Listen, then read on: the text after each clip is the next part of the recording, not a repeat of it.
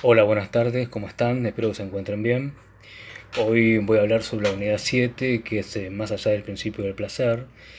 Quería comentarles como algunas ideas centrales a tener presentes, ¿no? A partir de este texto del 1920, es como que Freud produce un giro, digamos así, copernicano en toda su teorización, ¿sí? Hay algunos ejes fundamentales que tenemos que tener presentes. eh, y fundamentalmente que, digamos, Freud empieza a tomar en cuenta el análisis de determinados fenómenos que se le presentan en esta época y que él ya no puede dar cuenta con esta primera tópica, inconsciente, preconsciente y conciencia, y tampoco le resulta, digamos, insuficiente poder explicarlos con la teoría del dualismo pulsional que manejaba hasta este momento, ¿no? Que eran las pulsiones del yo o autoconservación versus las pulsiones sexuales, y dentro, digamos, de ese dualismo pulsional, dentro de las pulsiones sexuales, teníamos un dualismo libidinal, que eran las libido del yo y la libido objeto, que ya explicamos anteriormente, ¿sí? Es decir, esta estructura, este dualismo pulsional y el aparato psíquico eh, diseñado por Freud para poder explicar toda la sintomatología, digamos, que se despliega en el campo de la neurosis, incluso la psicosis y otras patologías como la perversión, ya le va a resultar insuficiente, ¿sí? Entonces, cuestiones que tienen que ver con la agresividad, el odio, el sadismo, cuestiones atinentes al masoquismo, a cierta inercia, digamos, pulsional, lo que él llama, por ejemplo, la RTN, que es la reacción terapéutica negativa, que es como que cuando el paciente parecería que está por mejorar, otra vez se vuelve a ensañar y establece como un vínculo de viscosidad con lo más enfermizo, ¿no? Es como volver otra vez a lo más sintomático y no poder desprenderse de ello. La melancolización, la angustia en relación al pánico, ¿no? Que podemos saber que establece alguna diferencia, Freud. Bueno, todos estos referentes clínicos, entre otros, hacen repensar, digamos, la organización de su clínica en términos de conceptualización teórica, y por eso Freud de alguna manera escribe más allá del principio del placer. Reparemos un poco en el título. Tenemos el principio del placer y tenemos el más allá. Recordemos que hasta este momento Freud planteaba algo así como que el aparato psíquico se regula como por una suerte de principio homeostático, ¿no? De placer-displacer. Es decir, el placer tenía que ver con el correlato de una baja de tensión, o sea, mantener las cargas en el nivel más bajo, mínimo, y el displacer tenía que ver con el aumento de tensión, lo cual provocaba en el aparato la movilización de la defensa para poder acotar este malestar. Esta era la idea como central, básica, que Freud traía hasta el momento, pero que ya le resulta insuficiente y que tiene que interrogar, tiene que rever en función de estos nuevos referentes clínicos que se le presentan y que no alcanza con lo que tiene teorizado hasta el momento, con esos modelos pulsionales y de aparato psíquico para dar cuenta de estos fenómenos. Y aparece esta idea del más allá. ¿Qué es esta idea del más allá? Bueno, esto hay que entenderlo básicamente como una dimensión de lo psíquico que excede el retorno de lo reprimido. O sea, nosotros hasta el momento vimos todo lo que tiene que ver con una energía que se adhiere a las representaciones, ¿sí? Y si recuerdan la teoría de la defensa, decíamos que esa energía era susceptible de aumento, disminución, desplazamiento, ¿sí? Y que se difunde por las huellas anímicas de las representaciones como la carga eléctrica sobre la superficie de los cuerpos. Entonces Freud tenía toda esta cuestión, digamos, de que se operaba la defensa, separaba representación y afecto, se producía una sustitución, devenía lo reprimido y básicamente lo inconsciente era inconsciente reprimido. A partir de este texto, Freud va a empezar a indagar fenómenos como que están más allá de lo reprimido. Por eso digo una dimensión de lo psíquico que excede, está por fuera de la dimensión de lo reprimido y del retorno de lo reprimido. Para ello se vio obligado a reformular en principio su dualismo pulsional. Recordemos que hasta el momento, lo mencioné al principio, eran las pulsiones del yo versus las pulsiones sexuales. Y ahora Freud lo va a replantear en el último, digamos, dualismo pulsional, que también le trae ciertas complicaciones porque no todo puede explicar, digamos, a través de este nuevo dualismo.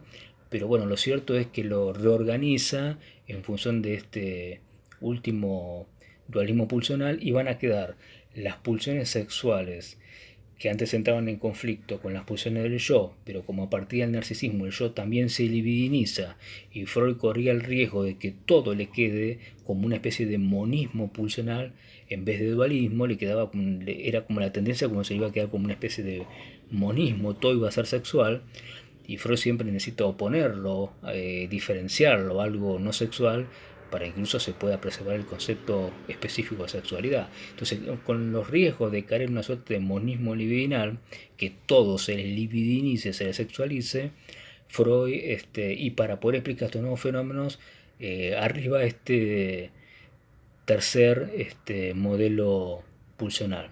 Decía, las pulsiones sexuales y las pulsiones del yo van a quedar subsumidas en lo que ahora va a llamar las pulsiones de vida. Y estas van a estar en, digamos, contradicción, es decir, versus, en el conflicto, digamos así, a lo que él va a denominar la pulsión de muerte, que va a ser uno de los conceptos fundamentales que va, digamos, a introducir en este nuevo texto. Esto en principio, ¿no? Como algo fundamental, y que esto va a dar lugar luego a ya la preparación y el pensamiento de la segunda tópica, que va a venir unos años posteriores. Es decir, esto es como una especie de preanuncio, donde Freud se hace un despliegue importante teórico en función de estos nuevos fenómenos, que los termina de organizar con este nuevo dualismo para poder dar una explicación posible, y unos años posteriores con la segunda tópica, donde configura el yo, el superyo y el ello, y bueno, y con este nuevo dualismo que tiene para poder más o menos dar cuenta de estos nuevos fenómenos, ¿sí?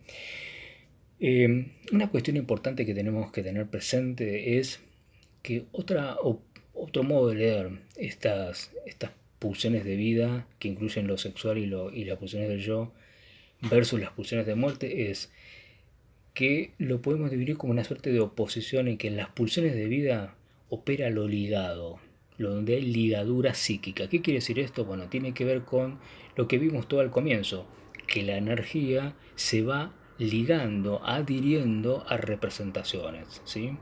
En todo caso, opera o se produce la separación por efecto de la represión entre alguna representación de energía y se sustituye o se relaciona con otra, que se expresa como sintomática o displaciente, pero siempre hay ligadura entre el montante de afecto y por otro lado las representaciones.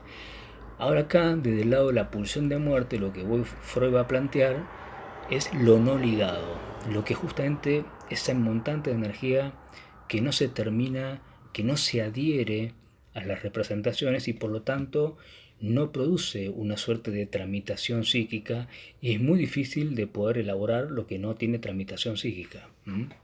Entonces, pulsiones de vida va a tener que ver con la ligadura entre el montante de afecto y las representaciones, y la pulsión de muerte con aquellos fenómenos no ligados que irrumpen una y otra vez al aparato psíquico. El ejemplo paradigmático de esto es lo que él trabaja como la compulsión de esta repetición, ¿sí?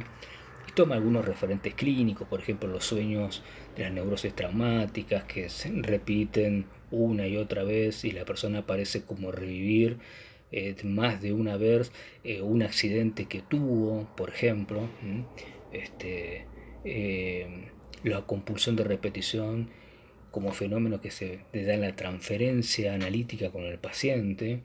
Ya creo que habíamos comentado el ejemplo por ahí de el adolescente que frente al padre, por ahí cada vez que tiene que hablar o pedir algo o cuestionar algo o decir algo se queda mudo y repite esa misma conducta en la primera entrevista que tiene con el analista. Entonces Freud va a decir, bueno, estos fenómenos donde no van por la vía de la representación, sino que son actos que se repiten, tenemos que tratar de reconducirlos por la vía del pensamiento, ¿no? Eso dice, su modo de recordar es la repetición en acto. Tenemos que tratar de llevarlo a que pase por la vía del pensar. Entonces, básicamente, estos son los fenómenos que tenemos que tener presente, que Freud nuevamente tiene que reordenar, repensar, y que su antigua, digamos, concepción de aparato psíquico y pulsional le es insuficiente para abordar en este momento. Y todos estos fenómenos, que básicamente los concentra en la pulsión de muerte, en la compulsión a la repetición, ¿sí? Ya esto que insiste una y otra vez de ser expresado, como para tener así una idea más gráfica, en los rituales obsesivos, por ejemplo, que se torna inagotable la repetición y al mismo tiempo es un desgaste psíquico impresionante para el obsesivo. Estos son los fenómenos con los que Freud se va a encontrar y va a interrogar, y va a tratar de proponer algunos operadores teóricos y conceptos nuevos para intentar dar alguna respuesta a estos fenómenos. Entonces eso va a generar también algunos cambios sustanciales en algunos conceptos que Freud venía manejando hasta ese momento. Bueno, por hoy les quería situar esto para que entiendan que a partir de este momento hay como un giro importante en la obra de Freud y ello va a producir cambios sustanciales. Ya no todo se puede analizar, no todo es analizable, no todo es elaborable, no todo se puede representar, sino que hay algo del orden de lo psíquico que circula por fuera del campo de lo simbólico o de las representaciones. Bueno, la próxima vamos a comentar algunas cosas más sobre ello. Nos vemos la próxima. Hasta luego.